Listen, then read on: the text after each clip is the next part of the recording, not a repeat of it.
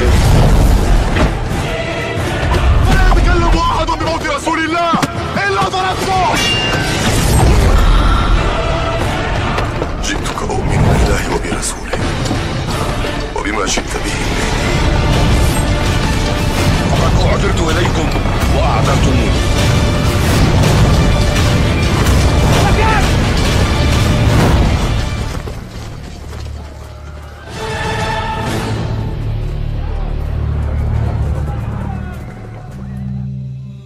Saat kita selesai melaksanakan wudhu, kita dianjurkan untuk berdoa.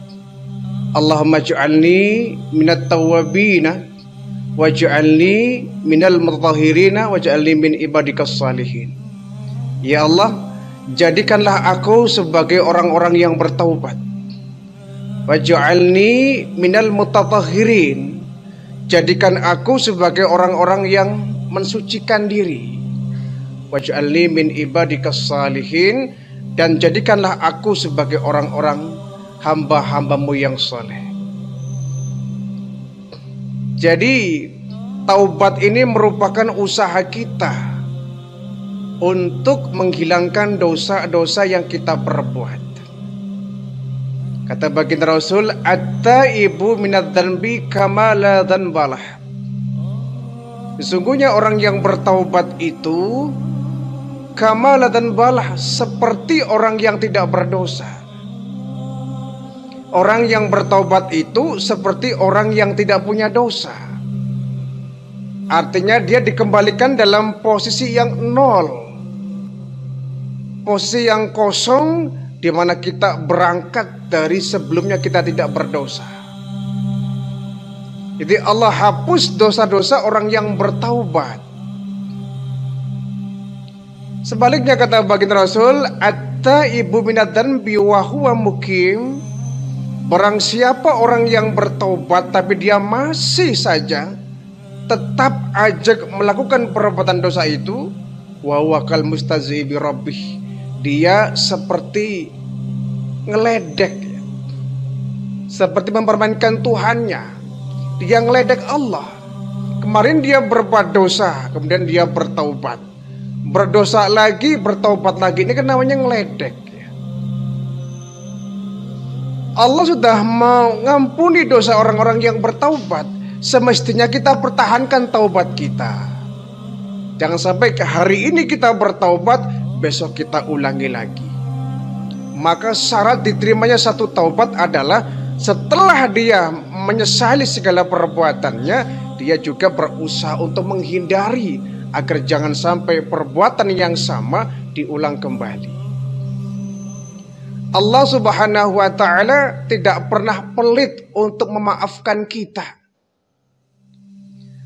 Allah senantiasa membuka pintu tobat selebar-lebarnya untuk kita.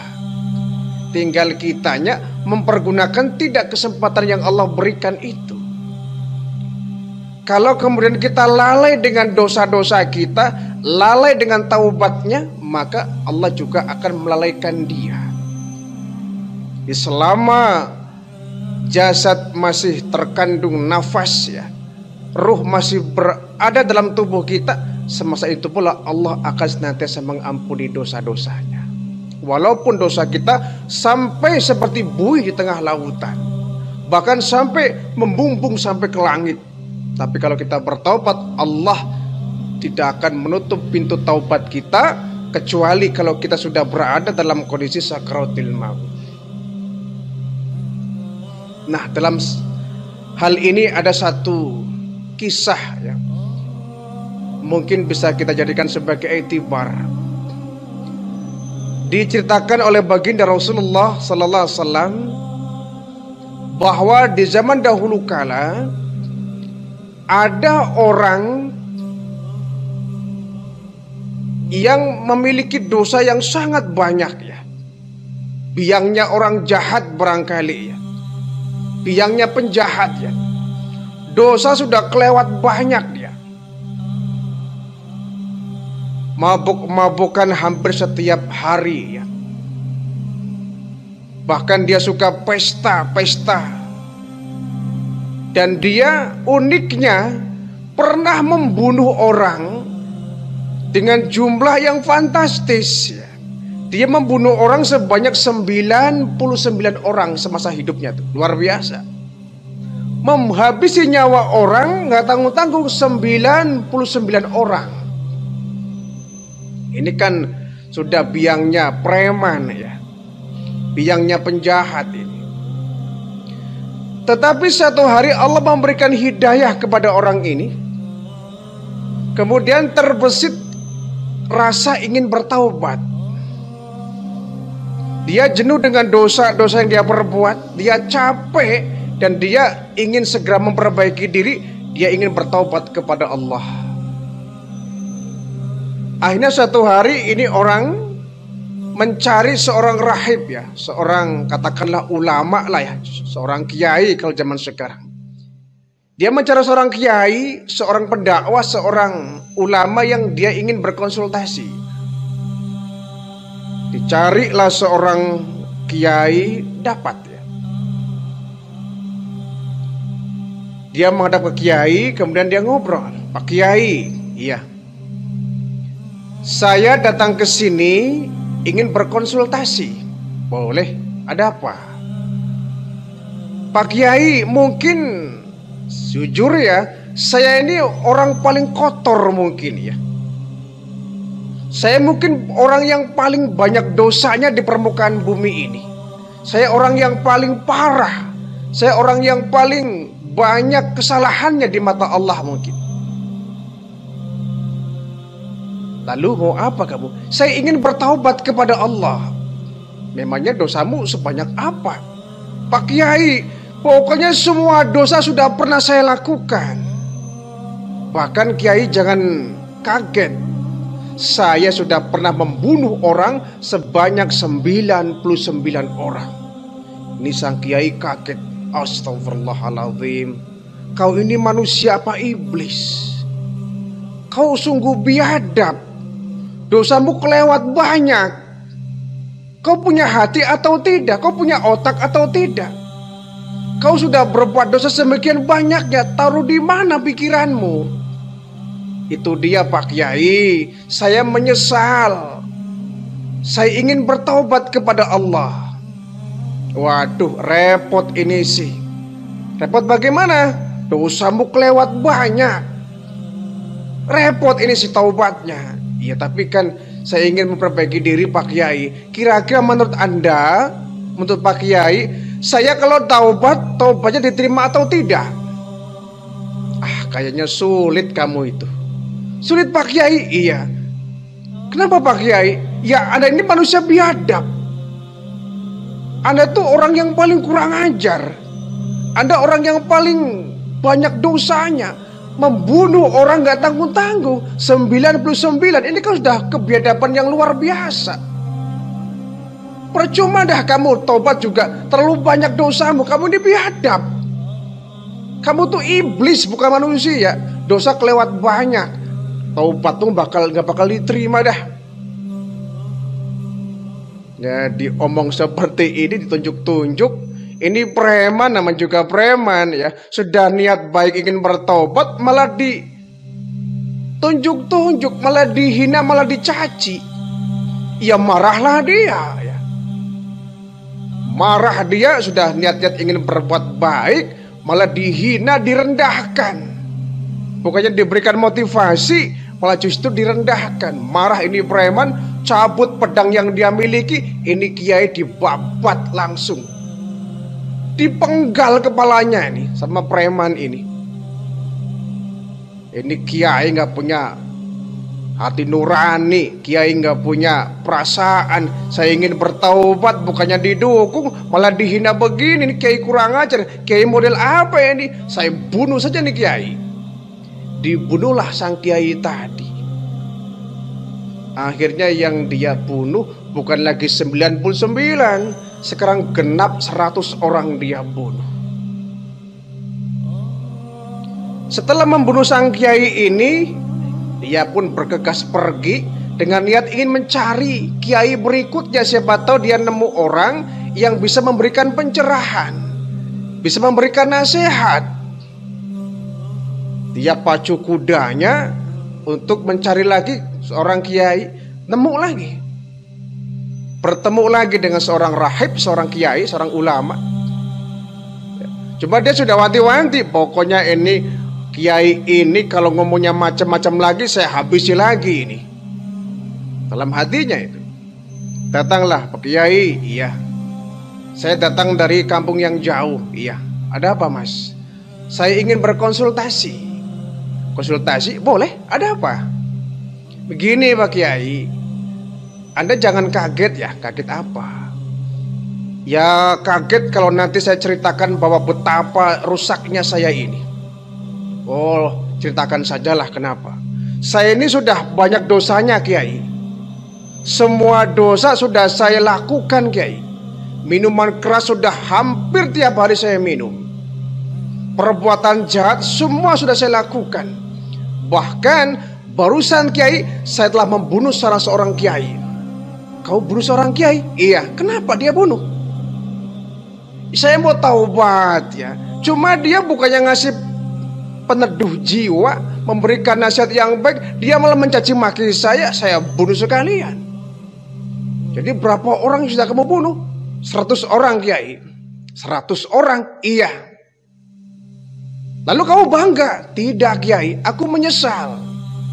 Nah, itulah sebabnya aku datang kepadamu, minta pendapat, minta nasihat, saya konsultasi. Apakah kira-kira dosaku sudah kelewat banyak ini, kalau aku bertaubat Allah ampuni apa tidak? Sang Kiai ini rupanya hatinya lembut ya. Beda dengan Kiai yang pertama tadi ya, arogan. Ini lembut. Lembut. Mas, kalau Anda memang ingin bertobat kepada Allah, lakukan. Kira-kira diterima nggak Pak Kiai? Taubat saya pasti diterima. Oh begitu? Iya. Bukan cuma Anda, saya juga banyak dosanya. Semua manusia berpotensi berbuat dosa. Berapapun dosa yang kita kerjakan, kalau kita taubat kepada Allah, Allah pasti akan menerima taubat kita. Jangankan cuma 100 orang yang Anda bunuh, 1000 orang yang Anda bunuh, kalau Anda bertaubat kepada Allah, menyesali perbuatan Anda dan tidak akan diulangi lagi, taubat kepada Allah, Allah pasti akan mengampuni dosa Anda. Begitu Kiai? Iya, lakukanlah. Allah Maha Rahman, Allah Maha Rahim, betapa luas rahmahnya Allah. Allah menunggu manusia yang bertaubat kepadanya. Jadi Anda jangan ragu-ragu, taubatlah kepada Allah dan lupakan semua dosa yang pernah kamu lakukan. Berbaik sangkalah kepada Allah, buka lembaran baru, dan jangan pernah dosa masa lalu Anda lakukan lagi. Kalau itu Anda kerjakan, Allah pasti akan menerima taubat Anda. Wah, ini preman ini dapat penyejuk jiwa nih, adem dia. Ini orang bener ini dalam hatinya. Ini yang saya cari, orang yang seperti ini. Bukan Kiai yang pertama tadi arogan. Baik Kiai, kalau memang itu menurut Anda, tobatku akan diterima, pasti akan saya kerjakan itu. Silakan. Dia taubat kepada Allah, niat tulus ingin memperbaiki diri. Terus Kiai, kira-kira apa yang sekarang saya harus lakukan?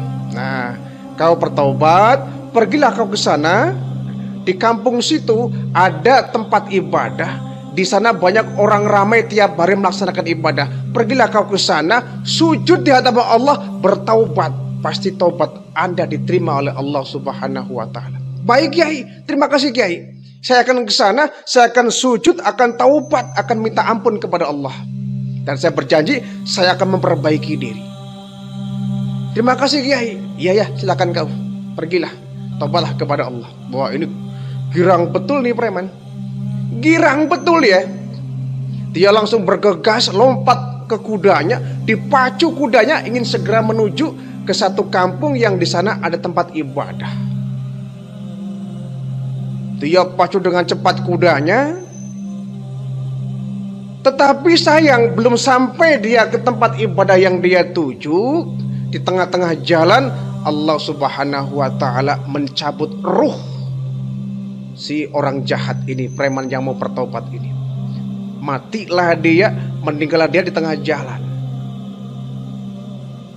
Nah, kemudian ada satu perdebatan di antara malaikat ya, malaikat azab dengan malaikat rahmah. Kata malaikat azab, ini orang berhak masuk neraka. Dia sudah banyak dosanya, maka ini bagianku, akan saya bawa dia ke neraka. Kata malaikat rahmat, nanti dulu. Dia memang dosanya banyak. Dia sudah kelewat banyak dosanya, tapi dia niat tulus ikhlas ingin bertobat kepada Allah.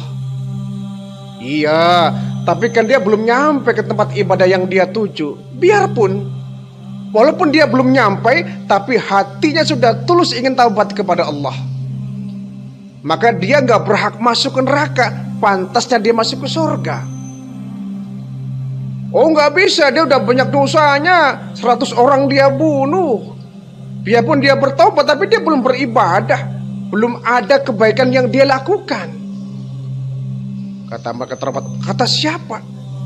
Dia bergembira dengan niat ingin bertaubat, dia sudah berbuat kebaikan. Wah, ini debat lah nih antara malaikat azab dengan malaikat rahmah. Akhirnya, sudahlah kalau begini, ya, ada malaikat yang menjadi penengah.